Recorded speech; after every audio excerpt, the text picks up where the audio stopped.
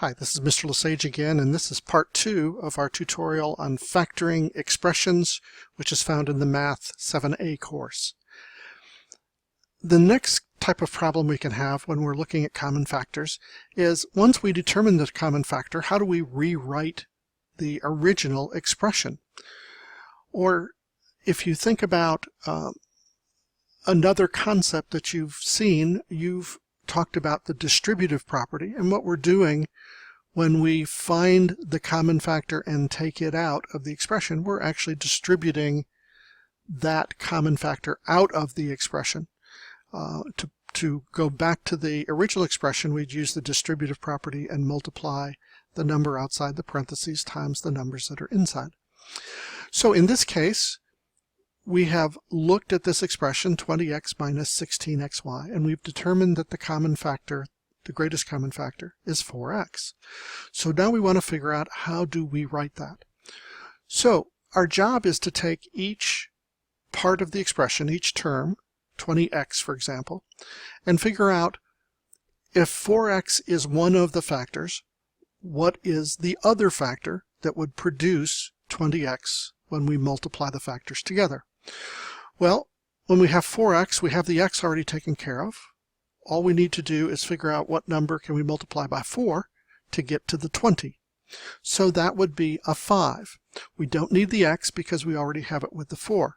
So if we put a 4x outside parentheses, as you see here, we would be looking at one of these two answers, because these are the two that have a 5 without an x on it. If we multiplied 4x times 5x, we would get 20.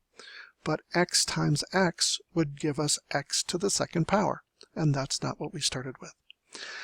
Let's do the same thing for the 16xy.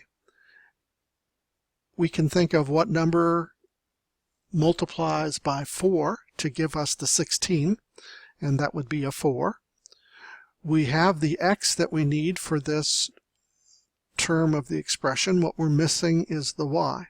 So it would appear like for the number portion of this term, we need a 4, so we can say 4 times 4 is 16.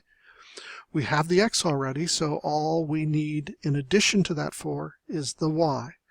So this expression appears to be the proper expression. Now let's look at that and make sure. If we multiply 4x times 5, 4 times 5 is 20, and we would put the x after the 20. That gives us this part of our expression. We have 4x here, and we have 4y here. We should notice that the 4x is positive, and there is a negative sign right there. So positive times negative would give us a negative, which is what we see there. 4x times 4y, 4 times 4 is 16.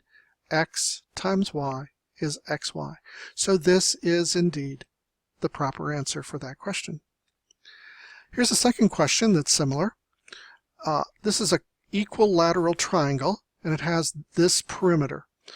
Well, what do we know about equilateral triangles that would help us with this problem?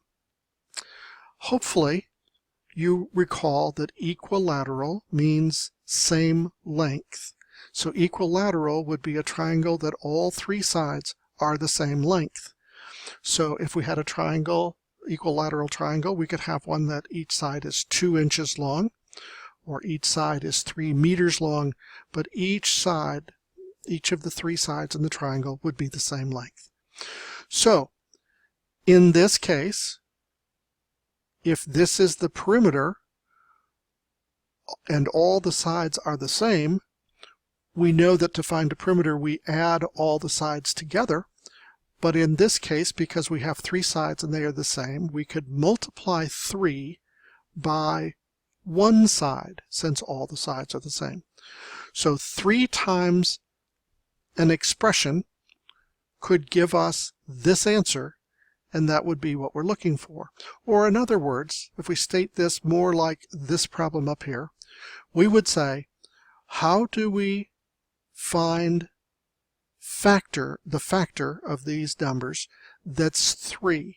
We want to be able to multiply an expression by 3 to reflect that there were 3 sides, and we want to get this answer.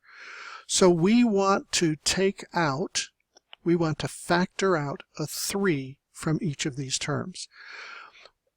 Well, 3 times what would give us 12 is what we want to ask ourselves. And that, of course, is 4.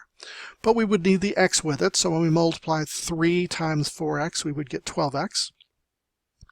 Then we need to think, is there a number we can multiply by 3 and get 18? And of course, the answer to that is yes, there is a number that does that, and the number is 6. So it appears like we would have 3 sides, and each side would be 4x plus 6. Well, why is this answer not correct? This says that there were 6 sides that we were multiplying together. Obviously, this is not a triangle. It's some sort of 6-sided polygon. In this case, we're only multiplying 2 numbers together. That would not be a triangle. Triangles don't have 2 sides. They have 3. And in this case, we use the x as the number outside the parentheses, which would denote that we don't know how many sides there are. So we've given it the variable x. So this doesn't have much meaning in terms of our triangle problem. So this second answer would be the best answer to this problem.